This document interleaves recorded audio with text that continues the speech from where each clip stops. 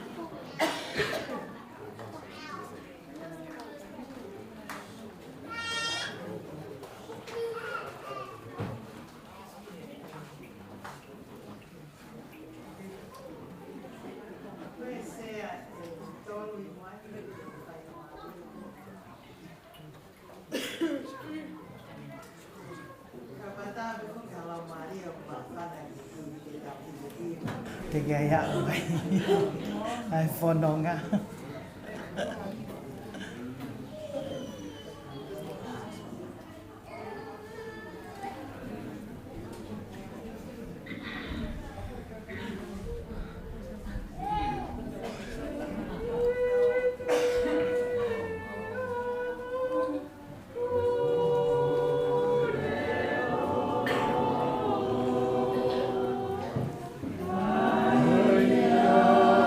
Tuhan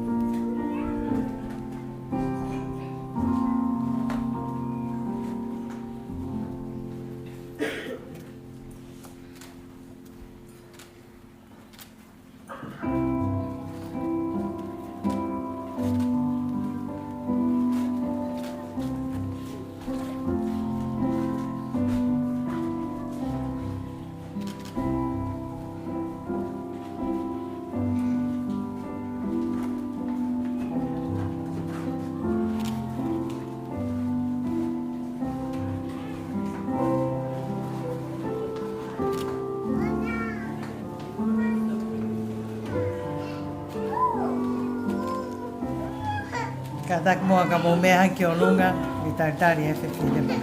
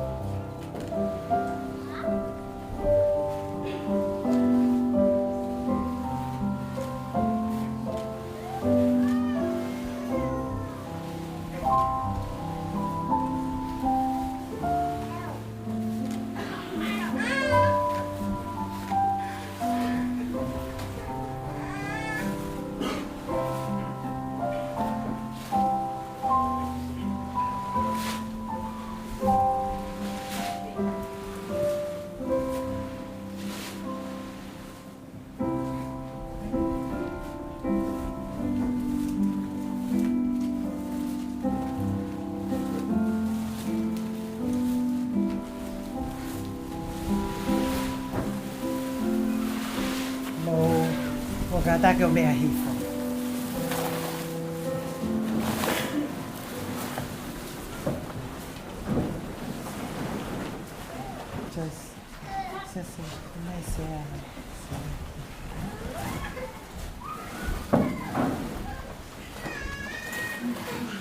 Si kainga o wheina.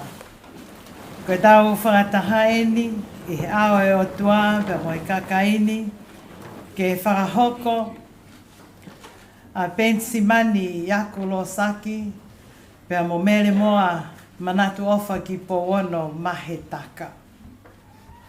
I he mari aia koe nonofo o ku molu malu pe nai tūtūni he taimi o e kei hau hawa e tangata. Pe koe whakataha o e fu misteri koe nonofo a kalaisi pe mohono siasi.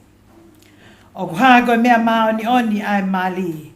He nai hono o katoa ngai a kalaisi o ne whakalangilangi he ne whaia e ne uruaki mana. Ka koe kai koe mea ke ohonoa ki ai a taha. Pe ke whai ha mumunoa o hange ko ha mea wa inga pe. Ka ke tokanga pe a whakaukau i pe i he loto apasia ki he otua. Ke oa na pūri whoki ai ngahi uhinga o i tūtuuni ko ia. Ai a koe taofi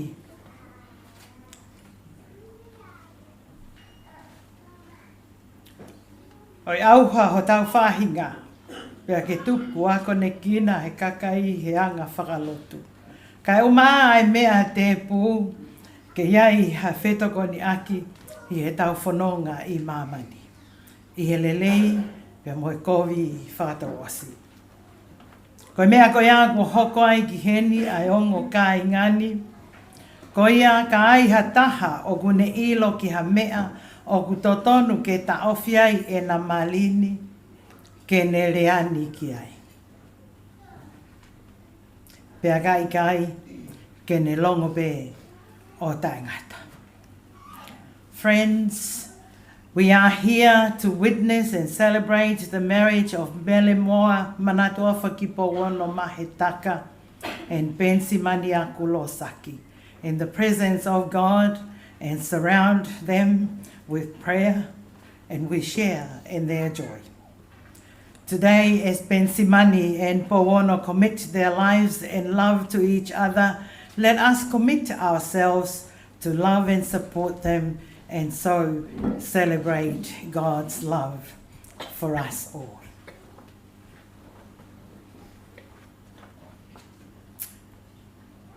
He Penisimani e pea mo Pouono. O kouta pou atu ke te moa ke mo manatu, te mo tutuu i he ao o e otua i a whakamau. Pea i haia i ngahi mea kotoa pene fufu i he loto, ko ia ka pau o ku ilo e ha motaha, ha mea o totonu ke ta ofia i ho o mo malini, tawange mo koe ke tala mai.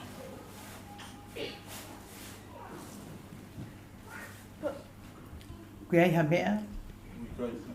Malo.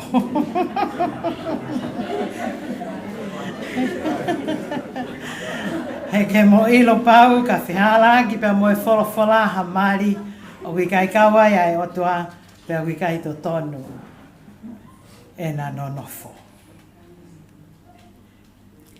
Tau whaftai he tau whataha he pong koeni ke kau ngā kau whataha pia mo Penisimani ka o maafo ke a Pouono.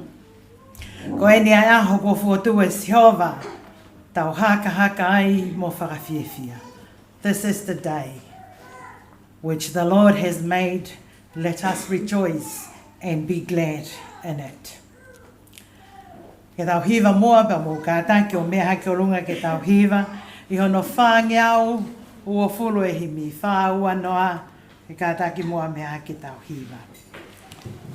Si kolo e ko kena i loto ka leli, nai fuaha i hena a iwi o e ki, nai kai koe whawhanga pe a whaito o mahaki, ka koe kātoanga koe whaipe o amali. Si kolo e ko kena i loto ka leli,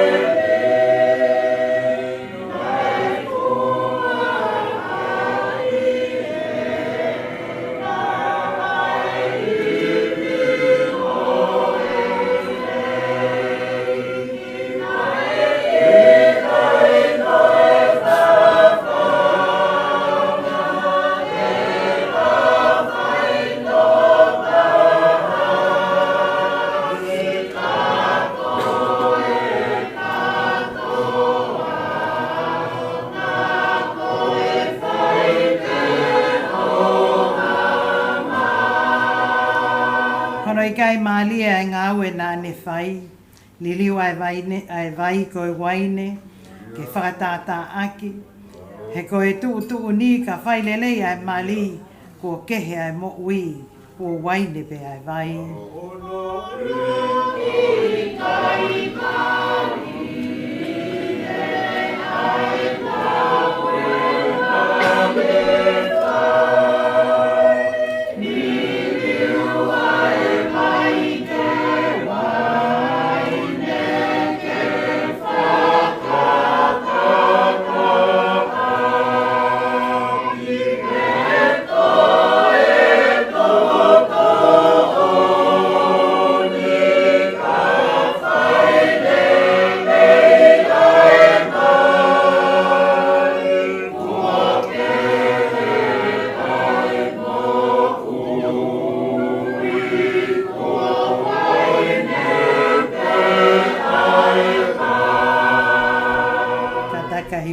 My behe ves koe ni. Koe fua tāpu aki a e tau tamaia, ke hoko pea e mali, koe koto fiefia. Ke hanga oli aki a e kai ngā kotoa, kai piki ki he waifi, koe matai koloa. Koe fua tāpu aki a e tau tamaia, Mahe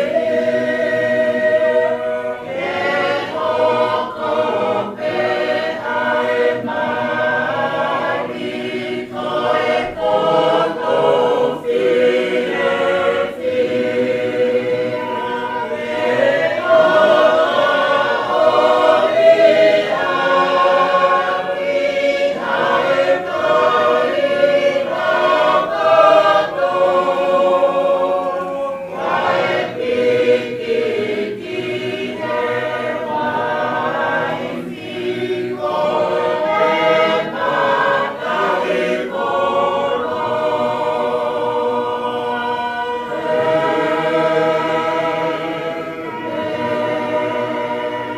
Ka tako me ke tau lotu.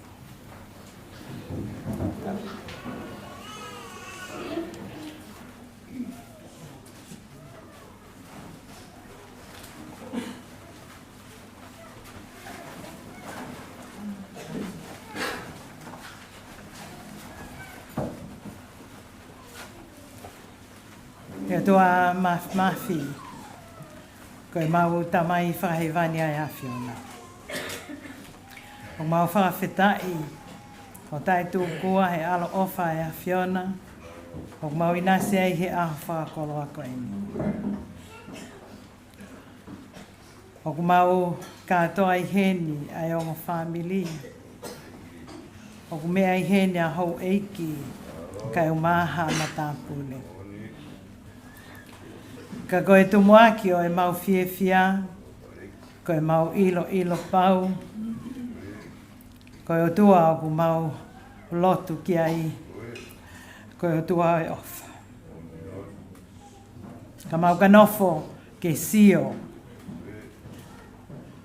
ki ane awhio e mau mo ui, e loro tongani, koe koto palaku ki he fofonga o e awhiona. Ka kohi ko ho alo o wha, ku ke omi ki mautolu ke mau whakatahataha mai. Ki he whale top tapuni, ki he whakahoko pea e palani, nai whai he awhiona. Pea mau whakamooni pe ke tānoa e palofita ko Isaia. Ko au pe taha, ko iloi e palani, ki a te ki mautolu. Ko si hova e meta e ha mai. Palani lelei, koe ko palani a ki hakovi. Ka koe palani ke ne whakatu maari e ki motor. Tai maari e ho mau ngahi lau maari e ko hiko e i kaipehe ko whakatopono e mau ngahi whie mau whakamateli e he palani a e hawhiona. Ka o kuke he whakatopono foki ai mo ia ho mau lau maari. Pea mau whawhitai, pea mau whamalo at ki ho awhio. Koe mau whakateia paa, ho tā whalu he hoa koe ni. Koe hui pe koe whi ofa aki, whakasisu kalaisi kua whai, e Penisimani kai o māwhoka Pouono. Pea mau whakataha mai ai, ke whakahoko pe i ho ao. Ai palande lei nai whai he awhio. Ka tānoa pē, hai peheteli ake. Neongo pe koe hae mea ua nā mōlota mo uai. Ka i he mea katoa pē tuku ke hā ki o tua, ho mō ngahi kole, i he lotu mo e hufia, pēa whai pēa mo e whawhetai. Ko mau whakamoani mata, ke o whae awhiona. Mau ke i lotu pēo te kaki atu. E mau ngahi mea katoa pe ki ho awhini mai o tō mafi. Ko ki mau tolu, ku mau alu pe mo foki. O ku mau utu pe pa mo lilingi, ai ngahi lele i ai hawhiona. Kai whawhetai mua. O kei pana kakala ho o wha, o mau tofu hia ai. O tatau pe i he mau lunga, pa mo e mau lalo. As we gather here today in your presence, Lord, to celebrate the union of this beautiful couple, we thank you for the love that has brought them together and for the journey that has led them for this moment. And as they stand before family and friends, we ask for your blessings upon them and upon their marriage. May their love be strong and enduring, rooted in faith and compassion. Grant them wisdom to navigate life's challenges together and joy to savor the moments of happiness. May their hearts be open to one another, and may they always seek to uplift, to support and cherish each other as they embark on the new chapter together. Surround them with love and guide them with your light, Lord. Koe maulo tuia I he huafa le leipe, O mau eki ko sisu kalaisi. Amen.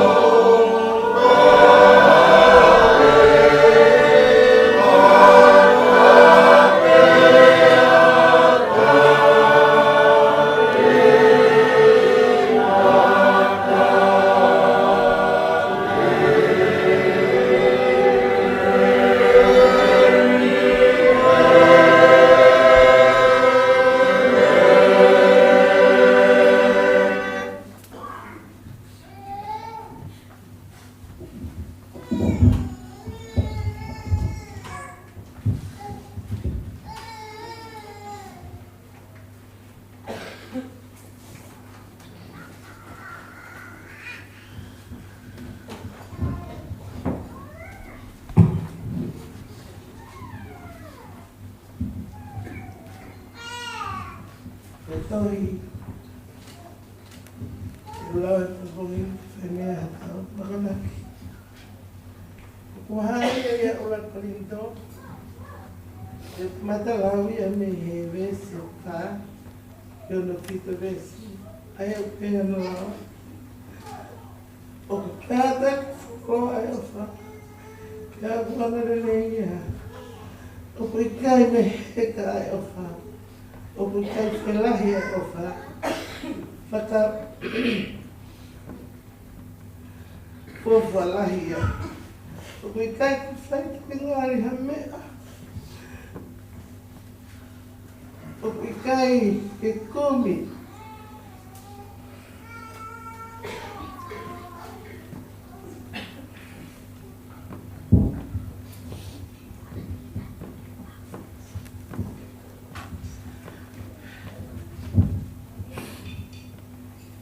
Kamulmo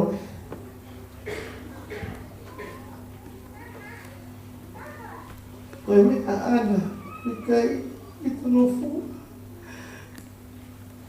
o kai te ngan kobi o kai ke fia e na hala ka fia mon o kone o fio se e me pa o tuia ke me na tope o amanang lei e na me ka tope o kata ki e me ka tope ngat eleson ki no foi Malo te benisa, malo e fola, magda.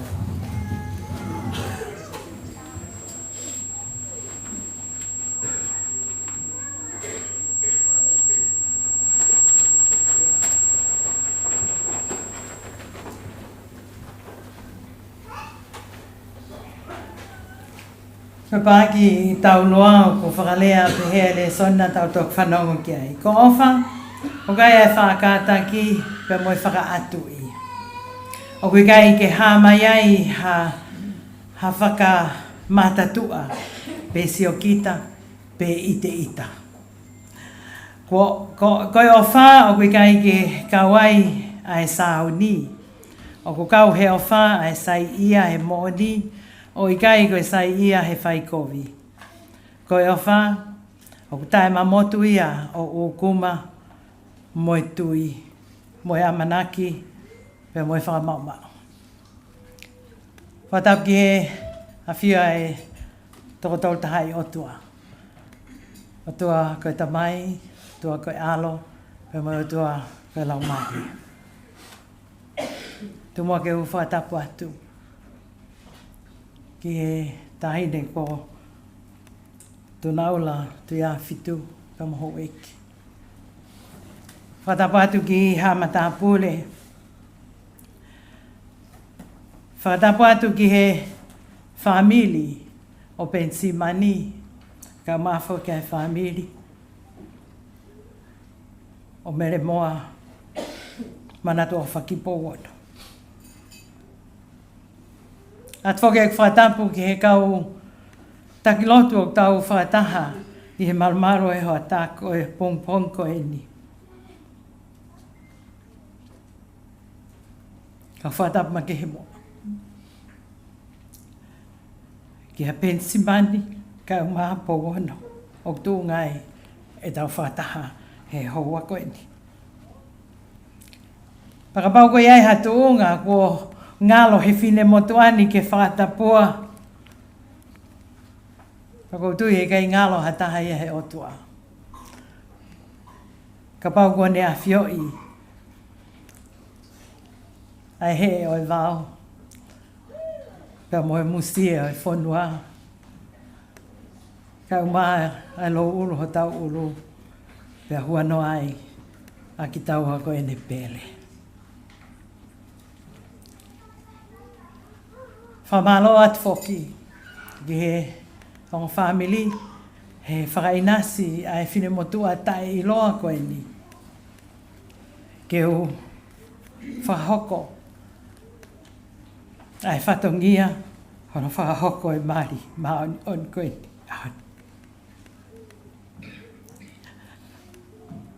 Koe aho mahino e nia ke te tau tolu. Ko tau osi fou ko toa mai pe, haki nau tolu ko mau family. He whao whamili o hange koe au tau heni ai he ahoni. Kau kou tui, mahalo ko au pe ia. Pe pua ngalo, ai pot wholofola ia ne ako naki ake whai whekau he aho koe naku mau hoa ai. Kai ke, mahalo neu futokanga au ki hoku kofu mari, pe moe whakaofofa e aho. Nā kai peke ngalo ia tu hau si o hoku se pāniti. Ka koe mali koe mea whaka o tua ia. Koe tāpua ki mea te ia, nā ne ngau hia ātama. Pea ne wakai hoku tae lata pea ātama neongo ai ngai mea kehe he mamani koe ni na e tuku ke whai te riha ki ai. Pea ne whina ngalo ke ne ngau hi hawhi whine ke hoko kohono waifi. Nai whaupe ki tau tolu e i he natula o e ofa ai otua. Ai o ku hā mahino i he kounanite o e ofa nai ia kalaisi sisu. Ko e huse pāniti pia moe waifi o ku natula hono whakahoko ki naua i he uho o e fu ofa pe. Hange tofu ko e ofa nai whakahoko e kalaisi pia mohono siasi. Koe whakahoko whamiri pe koe mali whakakaristiane, koe huse pāniti pia moe waifi. No nofo whakataha, o kuna whetauhi aki, wheofa aki, wheofa o whani whoke ai nofo. Koe mari, koe whahinga koe whahinga tō onga mo ui o tō tonu ke whakaapa i he taha ko toa pe. O i kai ke tau to o maa, ka ke fotu me ai ofa whakaotua. Penisimani ka uma Pouono, ko e ka mata anga eni, o e alunga fo ou pe, ko e pok fo ou i homo moui. Ui kai kei whakafo i tui, ka kua ua, ai taha he ahoni. Ko tāpue kina ki moua he o tua mawhi, ka kohono kano loto o e mari, o ku ka kato ko toa pe i he le soni na e lau atu. Pea ka pehe ho o mo nofo, pea whakamahino ai o ku lalanga ho mo family i a kalaisi. Pea ka iai ha mo whanau i ha aho. Ke uho aki ai ofa he ko mo fatu e family he aho koe ni i ofa. Ko ofa, o kui ai e whakataki pea mo e whakaatui. O kui kai ke hama iai ha whakamata tua pea sio kita pe ite ita. Koe o wha o kui kai ke kau ai ai sāu ni. O ko kau he o wha ai sai ia he mo'o ni o i kai koe sai ia he whaikovi. Koe o wha, koe tae mamotu ia ai o kuma, pea moe tui, pea moe amanaki, pea moe whakamau. Whatawange ke whakarikesi e he otoa, ai wholo tau whanongo ki ai he ahoni. Amen. Ka taki moa ka lo mea hake o lunga. E whoki mai lewa,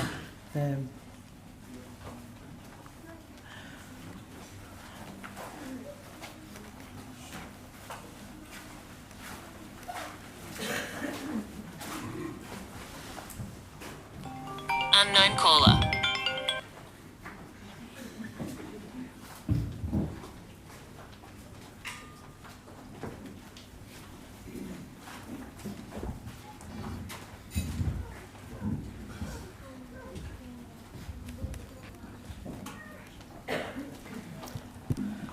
He Penisimani i aku Losaki. O ke loto ke mau a Mele Moa Manatu Ofa ki Pouono Mahe Taka, ko ho waifi whakamau. Ke mononofo whakataha i he whakamau ma oni, o whakatatau ki he tuuni ai otua. Te ke ofa ke a te ia, mo ke whai whakapa ke a te ia, pea ke tauhi ia i hono mahaki mo ene mo wilelei. Pe te ke furi tua ki he whiwhine ko toa pe, ka ke nofo koi ki a te ia pe, lorotonga o ku mo whakatau mo ui, ko holoto ia. Ia ko hoku loto ia. Malo.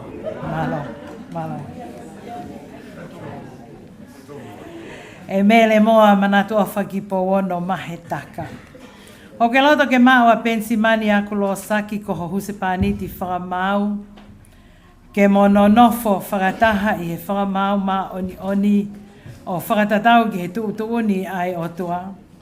Te ke talangofua ki a te ia, mo ke tauhi ia, mo ke ofa ki a te ia, mo ke whaiwha apa ki a te ia, o tauhi ia i hono mahaki, mo ene mo uilelei, pe te ke furitua ki he tangata kehe ko toa pe, ka ke nofo koe ki a te ia pe, lorotonga o ko mo whakatau mo ui, ko holoto ia.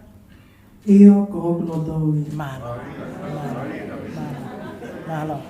Ka tanki pe ko hai oku ne whoaki ai whewhineni, ke nano nofo pe mo e tangatani.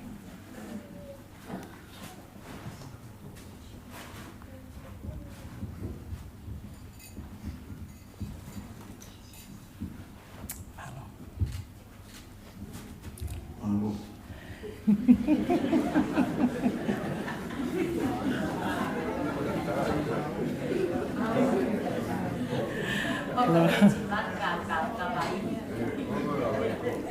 Rotonga o mo whepuke ni maki, ke angi mui mai mua ke te au. Ko au Penisimani aku Losaki. Au Penisimani aku Losaki. O ko omi koe Mele Moa Manatu Ofa ki Pouono Mahe Taka. O ko omi koe Mele Moa Manatu Ofa ki Pouono Mahe Taka.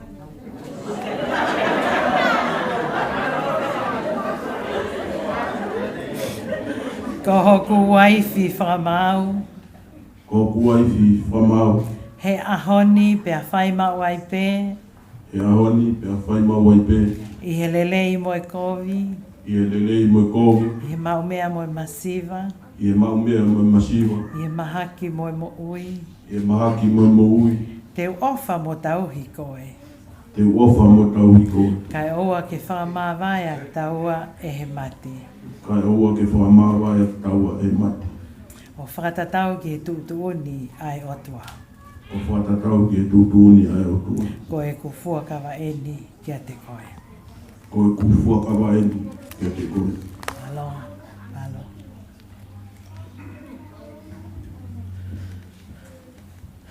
Ko au Mele Moa Manatu Ofa ki Pouono Mahe Taka. Ko au Mele Moa Manatu Ofa ki Pouono Mahe Taka.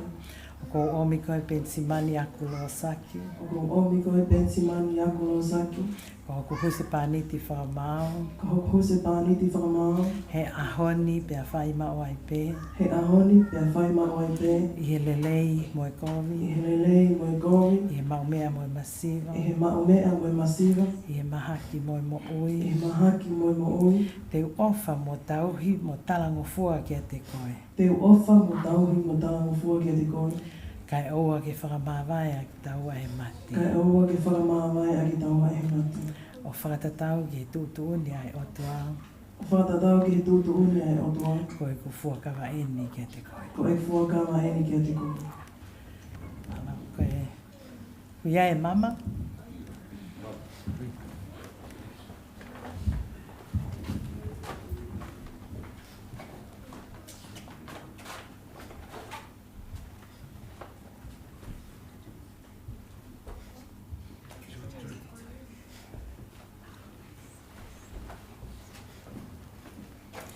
He tua e ofa, i ho ala ofa o ngongo ngofua, ke tāpoi kina mai a e ongo mamani, ke hoko koe whakamooni ki he fuakawa ko whai Penisimani, pēa mo Pouono i he ahoni. I a sisu kalaisi, ka ko mau whakamooi. Amen.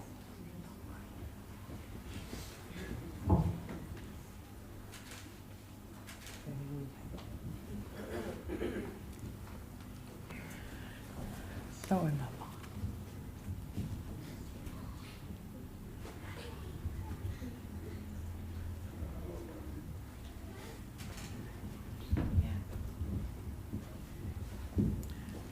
Ko au Penisimani. Ko au Penisimani. O ko aia e mamani. O ko aia e mamani. Ko e whakailonga e COVID-19 kua tawhai. Ko e whailonga e COVID-19 kua tawhai. I hua whai tamai. I hua whai tamai. Ko e alo. Ko e alo. Ko e lau maari e maariani. Ko e lau maari e maariani.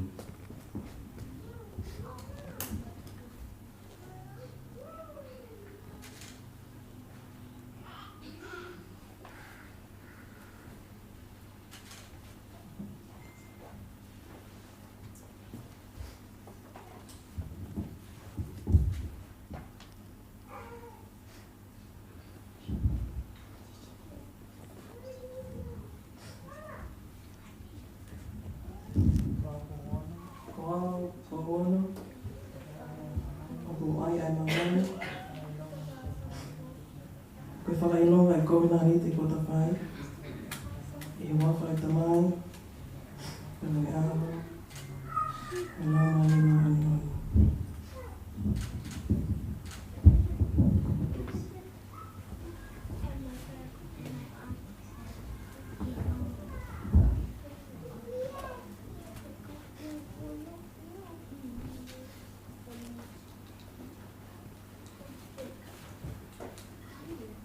Ko nga dorgo whakahoko e he otua ke oua nā whakamāwai i atara. Ko mea i harea Penisimani pa mo Mele Moa Pouono. Ke na nonofo whakataha i he mari ma oni. Te hona whakapapau i he ao e otua mo e kakaini. Pe hona whakamooni ki ai i he na whepuke nima aki hona nima. Ko ia o whahau, ko e husi tāniti ka mo e waifi ki naua. I e huafa o e tamai, mo e alo, ka mo e lau maari e maariani.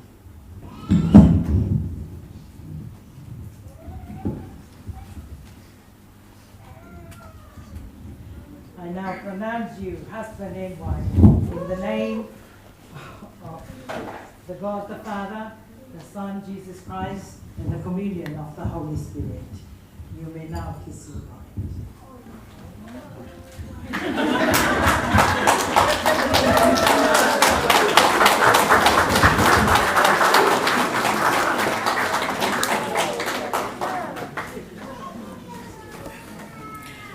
O whaketapua ki I, mō whakamo ui, pia mō tauhi ki moa he o toa koe alo, mo o toa koe lau mari manio. O whakea whiole leia si hova ke te moa, pia whakafono aki ki moa e ngahi tāpua ki whakalau mari e ko tope, ko hike pehe, ho mo whea ngai, I he mo ui ko e ni, ka mo mau I he māma kaha o, ai mo ui o kuta e ngata. Amen. Ke tau lotu. E iko tua mafia e a Fiona, nā ke ngauhi e mau uluaki mātu a tama mo iwi, o ke tāpua ki e nā nonofo. O whake ke hifo ki he ongo me ani, ai koloa o kele si, o whakatāpui ki naua, ai sino, mo lau mari. Ke nā nonofo whe ofo o whani, ke osi e nā mo ui, ka e hoi fua ai, ki ho whinanga lohi e te knau. E iko o tua e plahame mo ai sake, mo se kope. Ai a whiona nā ke tāpua ki e nau nonofo, ai kau pēteri ake ko ia.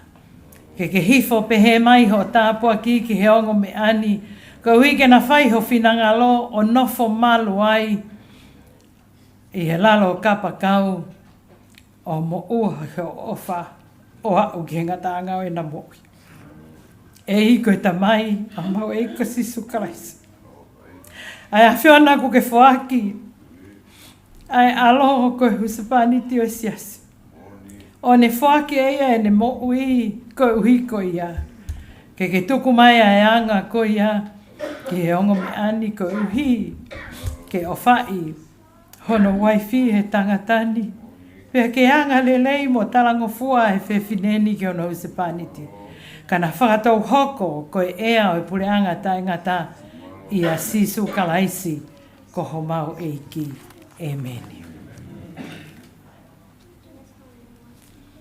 Pea koe taimini, koe whai e whamooni ki he tohi ke whapapau I he pure anga ko mohoko koe husepaniti pea moe waifi.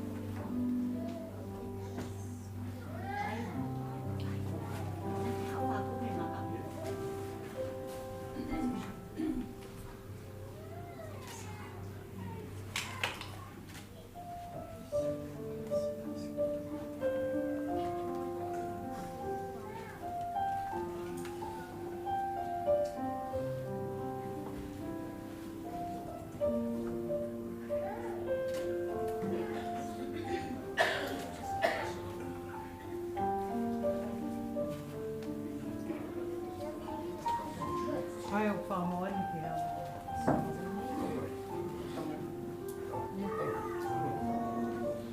Mai e whahi ai, Mahe Taka Penisimani.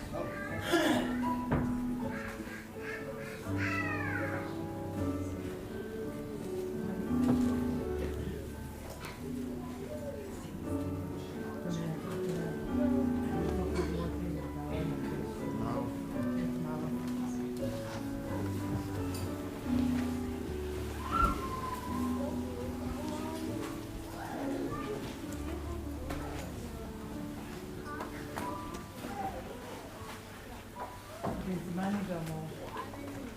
Pouono.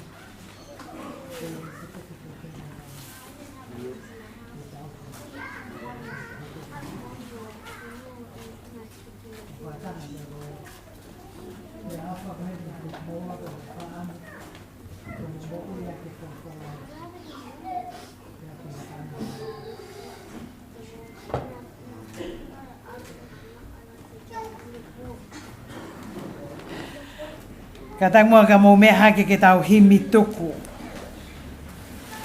I he whāngiau ua whuru pēo e himi, vesi whā, pēo mo vesi ni mā. Eiki koho mauloto, tau kātoanga mua. Kau koe he nono fo o whakawhai ngofua. I longa ha masiva ke whakaai mei langi. Ke mau ai fie fia, ke waine pe ai vai.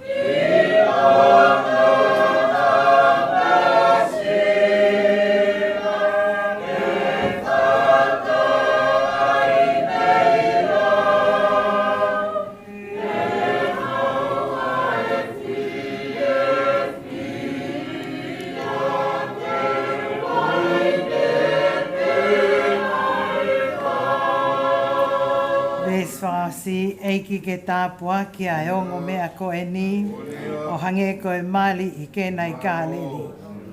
Ke hā i hona api ai ngāwe ai otua, ko e whiofo o whani, ko e waine whisimua.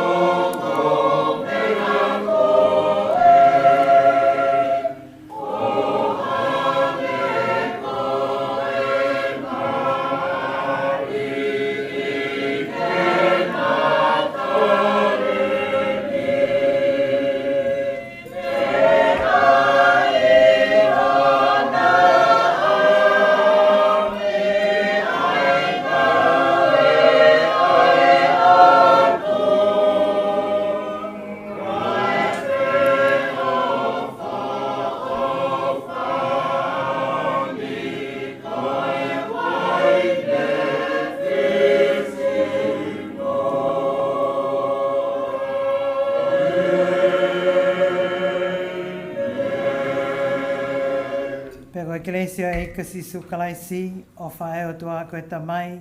Mo whiohi tu mau, a lau maria maa ni ke ia Penisimani aku Losaki, pea mo Mele Moa Ofa ki Pouono Mahe Losaki. Pea ke ia teki tau tolu ko toa pe o ta ingata. Amen. Ke tau mātu kuatu o hoko koe kau māte aki o kalaisi. Amen. Mole moa te ke foki ai whanonga, ko koe koko ke whahoko ai whatongia ki taimi pa moe wheitu ke tau whakataha ki ai pea ka tako whahoko he taimi.